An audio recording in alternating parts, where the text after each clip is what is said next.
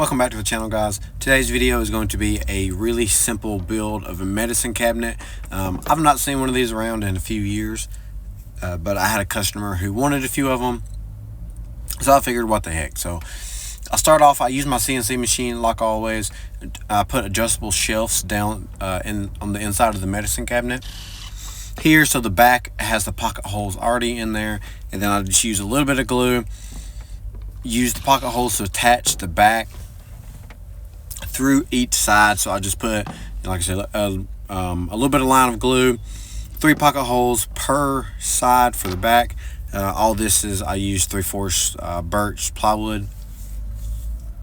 It's the easiest to cut with my CNC machine, and so like I said, so I'll make sure all the holes are lined up so that the tops meet with the tops and the bottom and so on.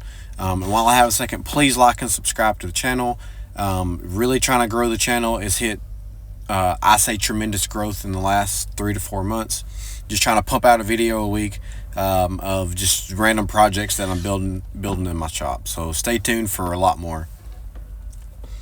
So once I get all 6 of the pocket holes drilled, pockets put in, I go on and I move to the top and the bottom. So the top and the bottom, it has, I didn't use any pocket holes because I didn't want pocket holes to be shown, because there's no trim on the outsides, there's no room to put trim. So here I figured, I was like, well, maybe I can just use some brad nails. And so that's what I did.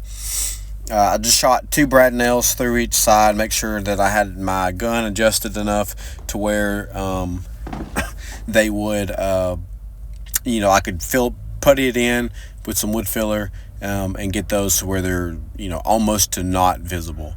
And if you see me keep looking at my phone, I was actually in the middle of watching the Alabama-Michigan game, so just excuse me. But once I got all of the nails in there, top and bottom, I do put 1 screw on the back to attach the back through the top and bottom shelf, which you see me doing here.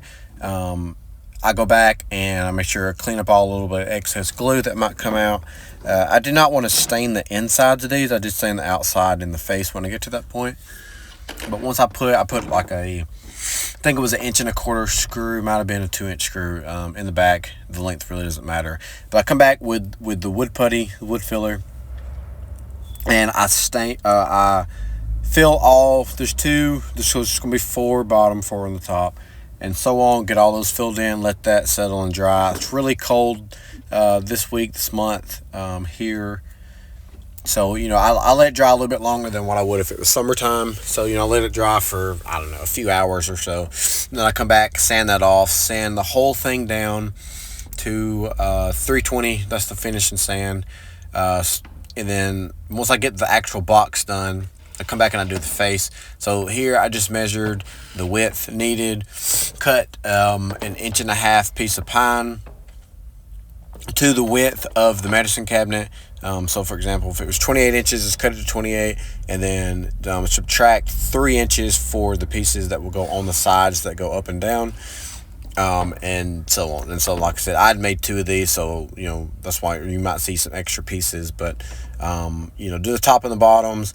I sand all this first before I put it together. It's just easier instead of trying to get in a crack and whatnot. So like I said, sand it from 100 all the way to 320 before I apply the stain in the finish.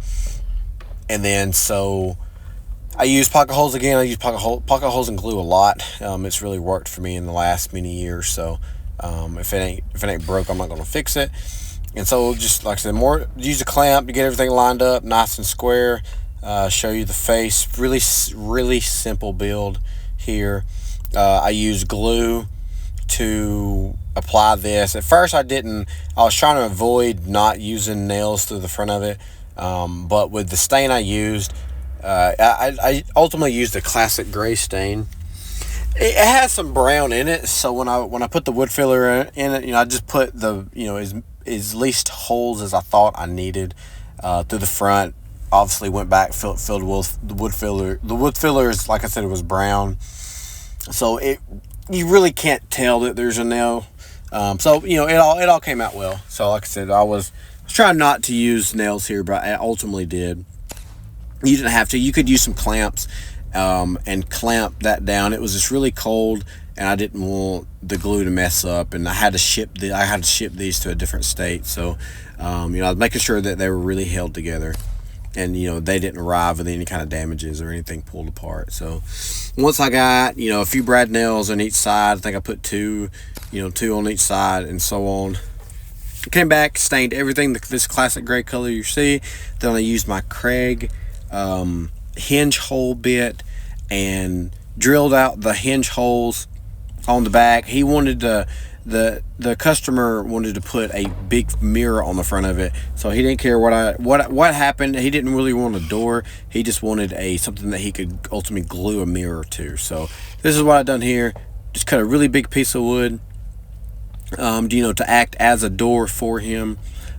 Used the hinges, like I said, drilled the holes in the back of that, lined everything up to where it was about a half an inch top and bottom. He wanted one to swing to the left, one to swing to the right, so that's what I did.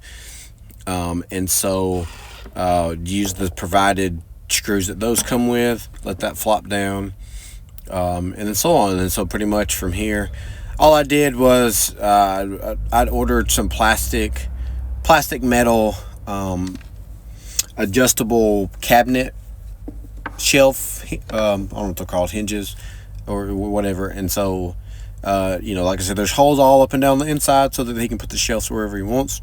Give him a few shelves to put in there, and it's done. So it's like I mentioned, it's a really simple build. It didn't take me too terribly long, but thank you for watching.